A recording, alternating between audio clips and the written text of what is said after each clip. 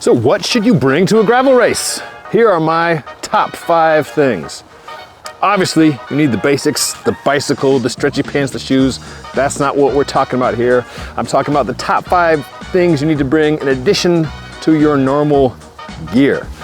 I've done dozens of gravel races over the years, learned through trial and error. I've also talked to a number of riders, from world tour riders like Peter Sagan, Remco Evenepoel, doing gravel races for their first time, or Unbound gravel winners like Alison Tetrick or Ian Boswell, and then scores of everyday riders like you and me about what works well and what doesn't work so well. So without further ado, I present to you my top 5 things to bring to a gravel race.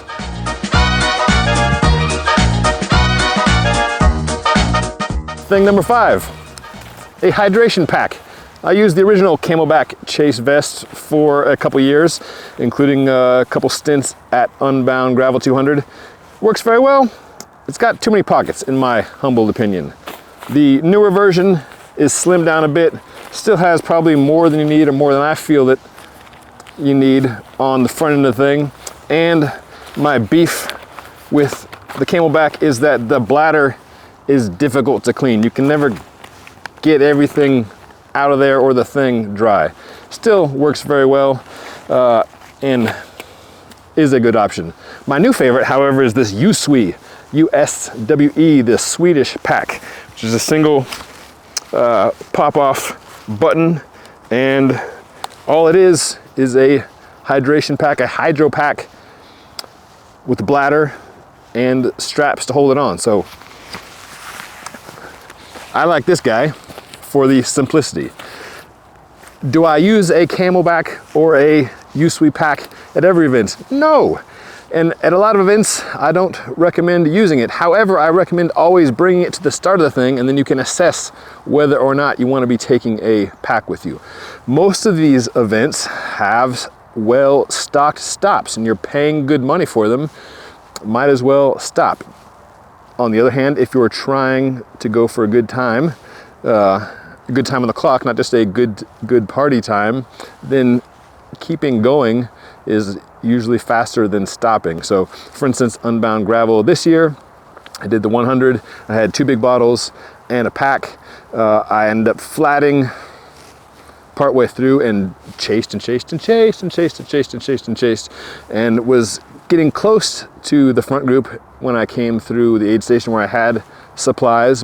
But since I had a hydration pack with me, I just kept motoring on and was able to catch back up to the group and ended up 3rd on the day. So again, thing number 5, bring a hydration pack to the start, and then you can make a judgment call as to whether you want to use the thing or not.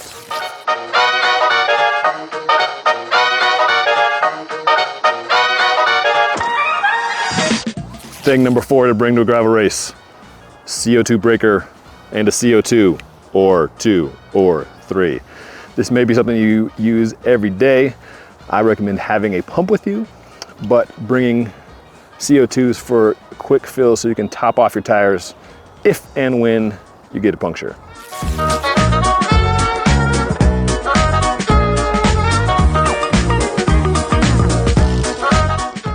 Thing number 3, a plug system. You've got 3 options here. Stan's has its dart, Genuine Innovations has its bacon, which you just stick into the tire with a fork, and then you've got Dynaplug.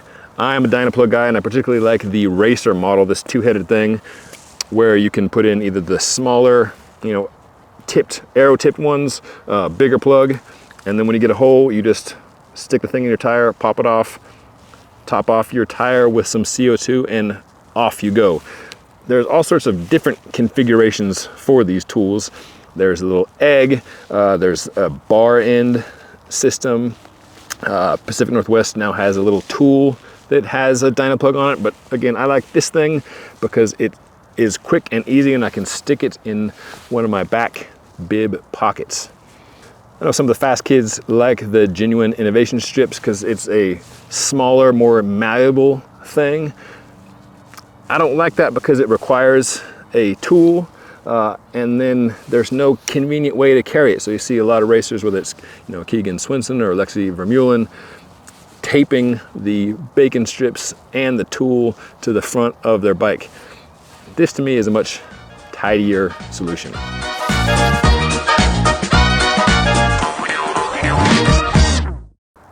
Thing number 2, TPU. Thermoplastic polyurethane tubes are incredible. They are expensive, but they are very light, and particularly with this Tubolito, tiny. So you're able to pack a lot more into your saddlebag than you would with a normal butyl tube. So for a gravel race, it's good to have plans B, C, and D. So of course you hope for no flats, that's plan A. Plan B is should you get a little puncture, your sealant will take care of things. That's plan B. And then you go on down from there. C would be being able to plug it with your Dynaplug racer tool. If it all gets sideways and you need to put in a tube, it's good to have a tube, and you may need to have multiple tubes. So for race day, I recommend getting a TPU tube. You've got 3 options. You've got the Pirelli tube, which is made by Tubolito, and Tubolito makes the tiniest of them all. And then you've got the Schwalbe Aerothon. So you can put in, the Schwalbe and the Pirelli are like, half the size and weight of a normal butyl tube, and the Tubolito, as you can see, is itty bitty.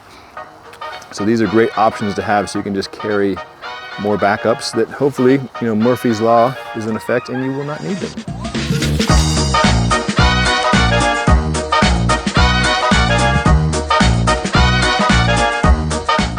And finally, the most important thing to bring to a gravel race is a sense of humor. Now, I will not guarantee that something will go wrong in your day, but given the nature and the duration of gravel events, the chance is high. It may be your body, it may be your bike, it may be the rider in front of you having an unexpected get off at an inopportune moment, but something could go sideways, and when it does, what are you gonna do? You're gonna have a temper tantrum and hope you've got a cell signal so you can call an Uber to come rescue you? No.